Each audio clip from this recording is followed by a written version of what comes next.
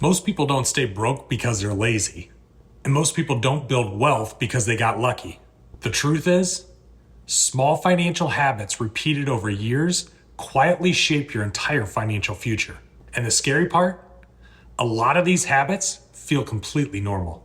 I'm going to show you the ones that silently keep people financially stuck, especially when they're trying to buy a home.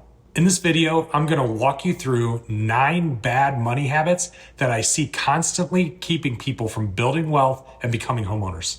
We'll cover why paying yourself last is backwards, how lifestyle inflation quietly traps people, why credit card debt is financially brutal right now, why waiting to invest costs people years in progress, and the mindset shift that separates people who build wealth from people who only talk about building wealth.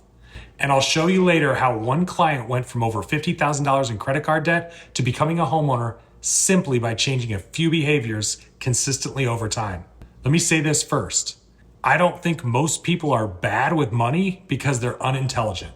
I think most people were simply never taught how money works, how debt works, how investing works, or how wealth is actually built over time. And unfortunately, social media, advertising, and consumer culture push people into the opposite direction every single day. Spend more, upgrade more, finance more, look successful. Meanwhile, people are stressed, carrying debt, living paycheck to paycheck, and wondering why they can't get ahead financially. And if you're thinking about buying a home someday, this stuff matters. Because the habits you build before buying a home are usually the same habits that determine whether you build wealth after buying one.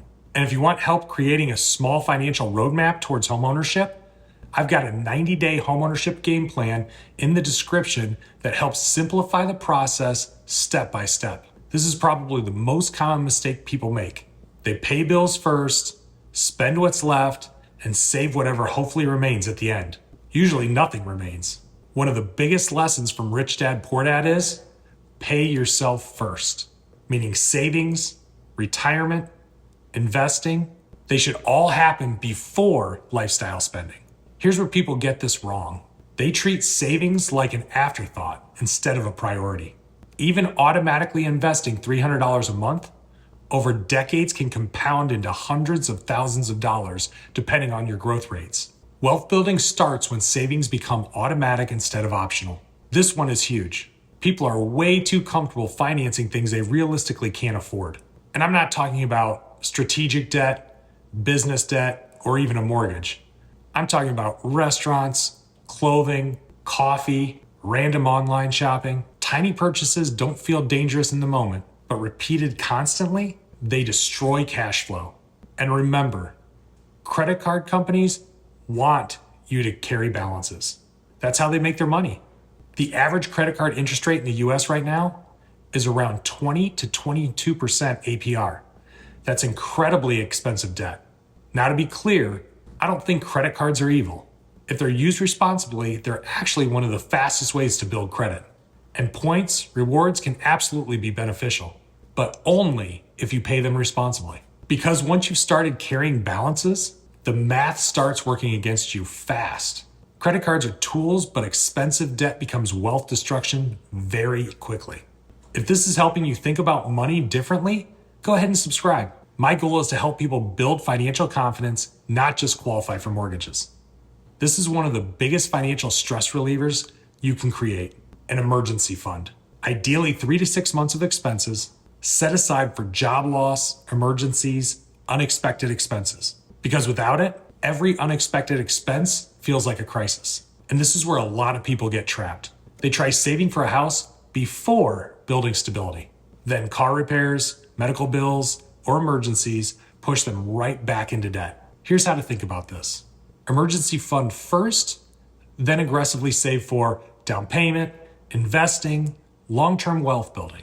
An emergency fund creates financial stability before wealth building begins. This one quietly destroys people financially. They don't actually know what they make, what they spend, or where their money goes. And this gets worse as income rises, because the more people make, the more they spend. Bigger income, bigger car, bigger lifestyle, still stressed. This is the part nobody likes hearing. High income does not automatically create wealth. Someone making 80K a year and saving aggressively can absolutely outperform someone making $200,000 or $300,000 a year with no discipline. People who know their numbers, budget, track spending, and plan intentionally are dramatically more likely to build wealth over time. You can't improve a financial situation you refuse to measure. Some hobbies are expensive, and honestly, that's okay if you can truly afford them. But shopping has become entertainment for a lot of people. And social media constantly encourages comparison, upgrading, and consumption. A lot of people are trying to look wealthy instead of becoming wealthy. And keeping up with the Joneses is financially exhausting. Looking successful and becoming financially secure are not the same thing. This one is important. Saving money matters, but there's a ceiling on how much you can cut expenses. At some point, you also need to focus on increasing income because investing more, saving more, and building wealth faster usually requires earning more over time. That can mean a side income, career advancement, business ownership, commissions, certifications. Here's how to think about this. Saving protects you. Increasing your income expands your future. Cutting expenses matters, but increasing income expands your financial ceiling. This is something most people completely ignore. Taxes are often the largest expense in your entire life, and wealthy people understand tax strategy matters. Now, obviously, everyone has to pay taxes legally, but many wealthy people structure income strategically, invest strategically, and hire professionals to reduce tax burden legally. That's why CPAs, tax planners, financial planners can be extremely valuable. Because here's the truth. Most people spend more time researching a TV purchase than learning how taxes impact their wealth long term. Building wealth isn't just about earning more, it's about keeping more. This is one of the biggest long-term wealth killers, waiting. Once your emergency fund is built and your down payment savings are on track, you want your money working for you because inflation quietly reduces purchasing power every single year. Let's say somebody invests $500 a month starting at age 25 versus someone starting at 35. Even if the second person invests more later, the earlier investor often ends up significantly ahead because of compound growth. And this is why delaying investing gets expensive fast. There are always reasons people delay. I don't know where to start. I don't have enough money. I'll do it later. But later gets expensive. And honestly, homeownership itself can become part of wealth building too. Appreciation, equity growth, principal pay down. But that only happens if your overall financial habits support it. Time is one of the biggest advantages investors have, and you don't get it back. Let me give you a real example. I had a client who had accumulated over $50,000 in credit card debt.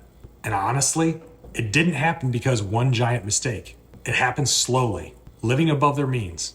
Small spending habits, no clear financial plan. So we created a plan, paying down balances strategically, improving habits, reducing unnecessary spending, and rebuilding discipline. And it took time, a couple of years. But when they had completed the plan, not only were they finally able to buy a home, they never went back into credit card debt again. And that's the part I think matters most. Financial habits don't just change your numbers. They change your confidence. Long-term financial success usually comes from behavior changes, not quick fixes. And if you're trying to improve your finances so you can eventually buy a home, this is exactly the kind of planning conversation I help people with every single day. If you're thinking about buying or refinancing and want clarity on your specific situation, I'd be happy to help. There's a link in the description where you can schedule a time or grab one of my free guides to get started. Let me leave you with this. Building wealth is less about high income and more about discipline and patience. Because most wealth is built slowly, good habits, intentional decisions, consistency over time. And honestly, that's encouraging because it means you don't need perfection, a massive income, or some secret trick. You just need better habits repeated consistently long enough. And that's how financial freedom actually gets built. So if you feel financially stuck right now, don't just focus on making more money. Look honestly at your habits because small behaviors repeated over years shape your financial future more than most people realize. If this helped you think differently about money and wealth building, make sure you subscribe. And if you want to keep learning, check out one of these next videos.